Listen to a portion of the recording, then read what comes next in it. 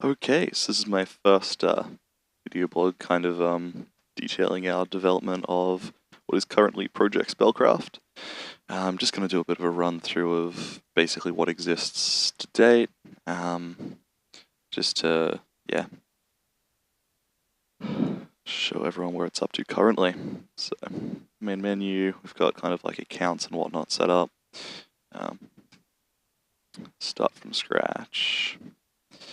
So this is essentially your laboratory. Everything is placeholder art, and I will hear no hate on that topic. So yeah, basically you've got a crafting table, which doesn't do much yet because we don't have any components to craft stuff with. So we've got a campaign map, that at the moment is again 3 placeholder rocks. We come over to placeholder rock A. Essentially come into the game world, which we have very little influence over because I have no spells, but you have kind of like some basic AIs working. So we've got some melee minions, which have more health and do more damage, and then you've got some little guys throwing rocks angrily as well. So these untextured balls here are components that you essentially run around and pick up. Dodging the rocks. You can blink, actually. It's the one thing you can do without any spells. There we are. Okay, so my side 1. Return to the campaign map. Essentially take those components that I got back to the lab. And so here they're showing up here. These are kind of the different things that I picked up while I was there. And then essentially I just experiment with various spells. So I might grab like a vortex, a fieldiness, and a chaotic energy or something like that. Hit craft and it kind of dumps it in my first spell slot there.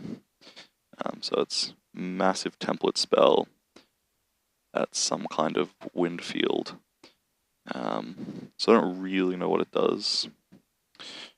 So essentially I'll come over and I'll save it as I could not caps wind field, give it an icon, and inscribe it.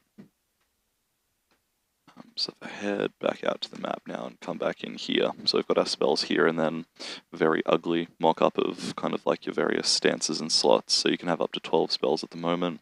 So I drag that into kind of what button I want it bound to essentially, like the key bindings. So this time you can see I've got that as a spell, which I'll cast over there, and it's some kind of vortex that actually looks pretty sweet.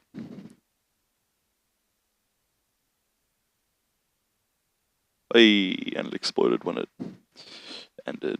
So yeah, it's some kind of draw-in air vortex that explodes when it finally destabilizes. And I died, but I'll just debug respawn to cheat.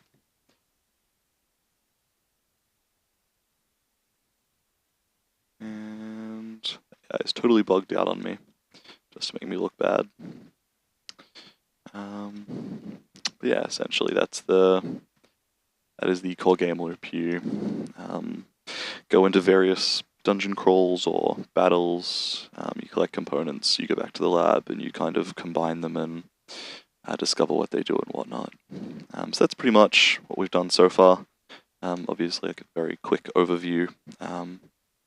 Yeah, that's a general kind of feel for it.